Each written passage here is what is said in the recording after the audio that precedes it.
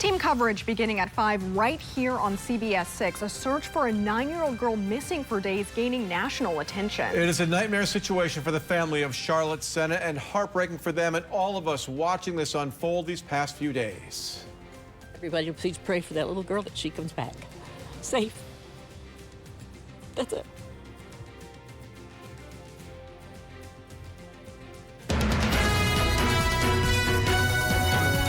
CBS 6 News starts now.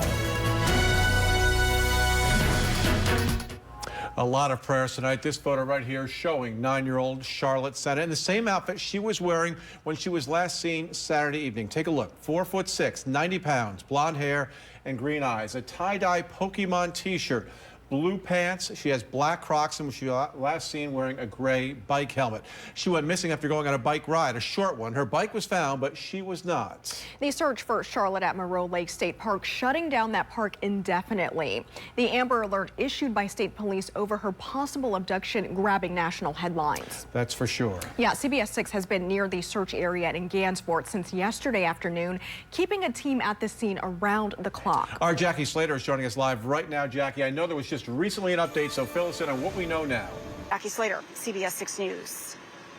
All right, Jackie, thank you. Now, we want to give you some perspective on the area where Charlotte went missing and the search area involved. So here's the New York State Office of Parks and Recreation map of the Moreau Lake State Park campsites. You can see in the bottom left-hand corner, we're looking right here, that's Loop A. That's where the Sena family was staying. Yeah, it's a big park. We just flipped the map over for you and zoom in. You can't even make out the campground really under the trees, but there it is, the arrow pointing to it. We're going to zoom back out a bit. You can see this massive wooded area around Moreau Lake. It's a lot of trees here, a lot of wooded area. That's why the search is so tough. The state park greater than 6,000 acres with more than 20 miles of hiking trails. You can imagine the challenges this creates for the search crews. The campsite the Senas were staying at is very close to Route 9 and to the Northway. Now, community members in Gansevoort are also looking for different ways they can help spread Charlotte's name and photo. Churches are also holding prayer services for her safe return. And CBS 6's Ashley Kusakonki joins us now live from Mount Zion Church, where a prayer service will begin in just a few hours. Ashley. For now, reporting live, I'm Ashley Kusakonki. All right, Ashley, thank you. And dozens of agencies are aiding in the search for Charlotte, including a team with the National Center for Missing and Exploited Children. The nonprofit helps find missing children while also serving as an information hub for law enforcement and impacted families, helping recover nearly 400,000 missing children since they were founded more than 40 years ago. A child advocate with the organization says as much manpower as possible is critical at this point in the search, and provided more insight on why it took longer than some might have expected for an Amber Alert to be issued in this case. Law enforcement has a set of criteria that need to be met in order to authorize an Amber Alert. And because there was no a witness that saw the abduction, because there wasn't a description of a vehicle, something like that, it was very difficult for them to authorize the Amber Alert initially. However, once they had thoroughly searched the area, they determined this wasn't a situation where she had just been simply lost in the woods. It's likely that somebody had snatched her, and therefore they needed to send out an Amber Alert. He goes on to say that time is of the essence in a search like this, saying it really is a race against the clock to find her safely, and encouraged everyone to continue sharing Charlotte's picture both in person and online in hopes of finding her sooner. And you can keep up with our coverage online and with our social media. You can follow us on X, formerly known as Twitter. Our reporters in the field have also been posting the latest developments. And get updates with our free news app. Just search WRGB in the App Store to download. Hopefully a little calmer and excitement on the field this year, not off the field so much. All right, former President Donald Trump spends a day in a New York City courtroom.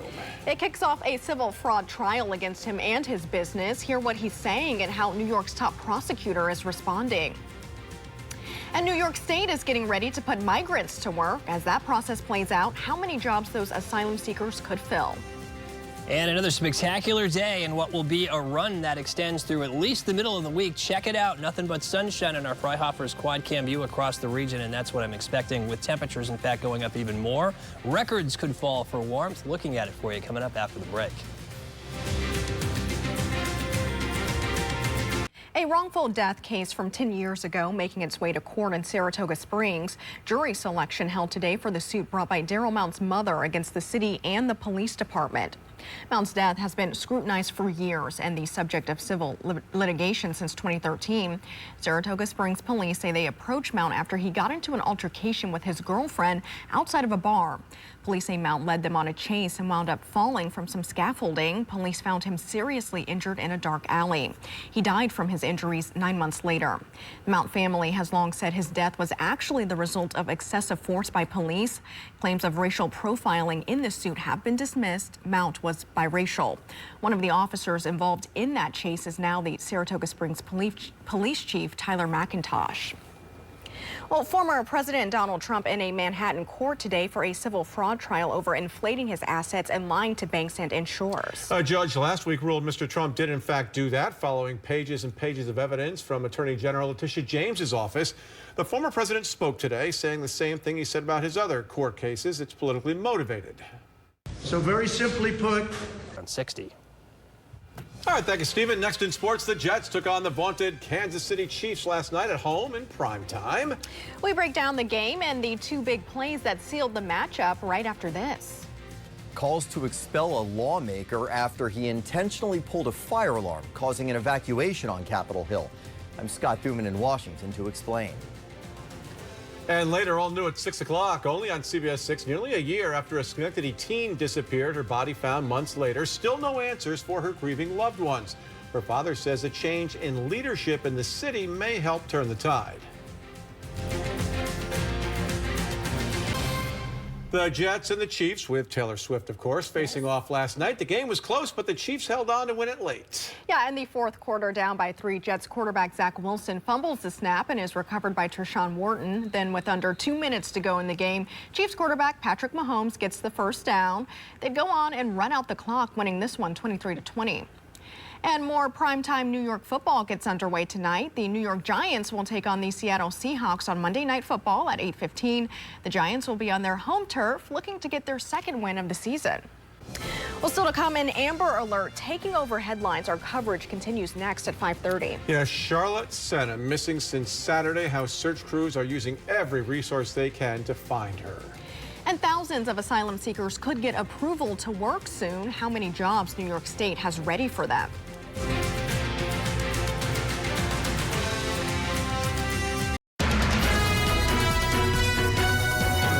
CBS 6 News starts now. Our top story tonight and first at 5:30, Charlotte Sena, the 9-year-old girl gone missing on a camping trip with her family at Moreau Lake State Park in Saratoga County, triggering an Amber Alert and a days-long search effort. Yeah, just a heartbreaking situation here. Let's head back out live to CBS 6's Jackie Slater, not far from where search efforts continue at this time. Jackie, tell us what you know. And switching gears now, in Albany County, the trial for accused murderer Jacob Klein adjourned today without any testimony because of a sick member of the jury. Klein is accused of breaking into Philip Rabati's New Scotland home and stabbing him to death. Today, a witness was expected to testify on Klein's cell phone data about his location on the day of the killing. The trial is expected to resume tomorrow. And Governor Kathy Hochul says the state has identified more than 18,000 job openings for asylum seekers who have obtained legal work status in the United States. The governor focusing on securing legal work status for migrants and asylum seekers, securing a deal with the federal government, granting temporary protected status to migrants from Venezuela. According to the governor's office, more than 500 of those jobs are available here in the capital region. We already have nearly 400 employers who stood up, who said, yes, yes, we will embrace them, we'll hire them, we'll give them that shot at the American dream that they've wanted for themselves and their families. So as soon as they're able to work, we'll have the people available. The state says employers who are looking to asylum seekers for work can be identified through a portal where they can express interest for newly authorized migrants into their workforce. Well, Generation Z, are those born between the late 1990s and early 2010s, are set to spend more money on debt than any other generation. Katie Hill is with financial advice site Market Watch Picks. Because for a lot of them, they haven't paid off student loans. It's been this nice 3-year pause where you think, oh, that's so wonderful. I haven't had to pay these student loans. But yeah, that's absolutely going to exacerbate the problem and really could cause other things like, hey, I don't feel like I can save enough for retirement, or I'd always dreamed of buying a home. And now I kind of feel like I can't do that because I have these student loan payments facing them. And again, it's going to be a higher percentage of their income going towards paying off debt because they have less income than, say, millennials or Gen X or boomers. Those student loan payments start back up this month, but it's not the only thing leaving Gen Z with financial hardships. They're struggling to keep up credit scores and paying more of their disposable income on debts. Younger people tend to have less income, while Gen Z doesn't hold the most debt. It is the fastest growing if you don't include mortgages. The Hollywood writers' strike now officially over. That means the laughter returns to late night television. Yeah, The Late Show with Stephen Colbert is back right here on CBS 6 tonight at 11:35, right after the CBS 6 News at 11. After 5 months of no new shows at the Ed Sullivan Theater, well, now fans lined up to see Colbert in person for his first show back. As soon as I heard the writer's strike was over, I was checking for tickets. You have to be a part of the audience. You have to feel that energy. It's a one-of-a-kind experience, for sure. Colbert and the other late-night talk show hosts will surely address the strike in their monologues tonight, just as they voiced support when the scribes walked off the job back in May. The ongoing actors' strike limits guests on the late-night circuit. Actors are not allowed to appear and promote movies and shows if they are for studios at the center of that dispute. But it will be nice to have Colbert and the others back. Yeah, a lot of people excited about that. Yeah. Well, the first nuclear bomb was tested nearly 80 years ago. Yeah, still to come, people living near the remote test zone say they've dealt with sickness and death. Spotlight investigates, all new next. A Halloween display gets the attention of the fire department. It was a pretty convincing looking house fire locally where you can see it this month. And it's a great evening for a walk, no question about that. For those who live near the site of the world's first nuclear bomb test, the movie Oppenheimer has a glaring absence. It didn't address the sickness, cancer, and death they claim that they've lived with for decades since that blast. Spotlight on America's Dwayne Pullman traveled to New Mexico to investigate those claims and examine what many of those so-called downwinders say is a fight for justice. Bernice Gutierrez began life in the small, dusty town of Carrizozo, just 35 miles from the Trinity test site. 8 days later, they detonated the first atomic bomb anywhere in the world. Bernice claims it was also the beginning of a tragic legacy for her family. Everything in red are relatives that have had cancer. Bernice has documented more than 4 dozen cases of rare diseases and cancers in her immediate family who lived and died in the shadow of Trinity. It's an extensive list. Most of Bernice's family survived. 11 did not, including Bernice's son, who was diagnosed with a rare blood cancer in 2019. On June 3rd, 2020, he passed away. Like many in New Mexico, Bernice blames the death, disease, and cancer on fallout from the world's first nuclear blast. You have no doubt that all of this death and cancer in your own family is tied back to Trinity. None. There is no doubt. In an ancient lava field near Carrizozo, Dr. Michael Ketterer, a professor emeritus at Northern Arizona University, is busy collecting samples. All of this is dust that's come in from the wind. Perfect to check for the presence of plutonium from Trinity. My worry is the content of plutonium in the dusts that people are regularly exposed to here. While the government doesn't dispute Trinity's plume did fall on New Mexico, it contends, as this map shows, the fallout was limited to only a portion of the state. In July, Dr. Ketterer published this report, announcing he discovered trace amounts of plutonium from the Trinity blast beyond the zone in the government's map. That to me says that the actual plume is much broader. You know, that's why More widespread. More widespread. From 1951 to 1958, 100 nuclear bombs were detonated in the skies over Nevada. Under the Radiation Exposure Compensation Act, or RECA, more than 25,000 people in Arizona, Nevada, and Utah have received more than $1.2 billion. The people of New Mexico were left out of RECA. Nothing. Absolutely nothing. No recognition, no acknowledgement, no assistance whatsoever. Tina Cordova, a cancer survivor who co-founded the Tularosa Basin Downwinders Consortium, has documented more than 1,000 cases of cancer that she says are connected to Trinity.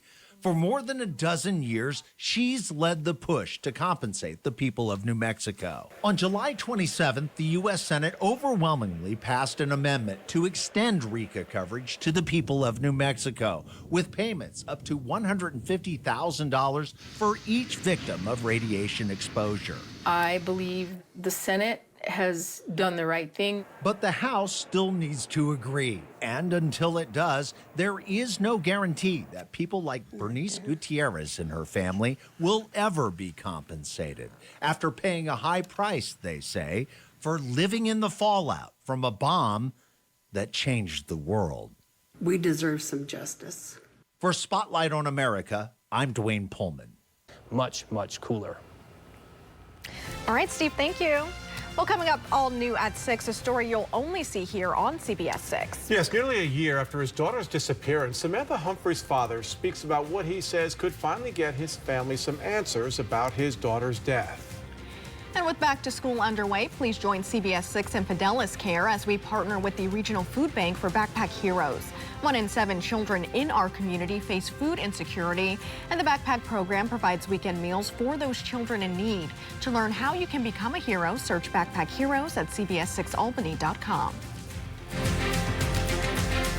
It really does seem like everywhere you go these days, people are wearing headphones, whether it's at the gym, the airport, even the grocery store. Yeah, there are a lot of types and styles to choose from, and they can get expensive. In tonight's Consumer Report, CBS 6's Julia Dunn has the top picks from an audio expert that won't break the bank. Elias Arias has been testing. Now to an interesting story. A call to a reported house fire in Glens Falls over the weekend turned out to be something else just in time for the holiday season. Yeah, check it out. It looks like a fire. It looks like a massive fire in the windows, but it's actually Halloween decorations, some lights, a fan, a fog machine, and a silver sheet. It's pretty scary still to look at, though. The Glens Falls Fire Department doesn't appear to be too fazed by the false alarm, calling it an amazing display, but it did spark some controversy in the Facebook comments. One person saying they should have notified the fire department to avoid any false calls.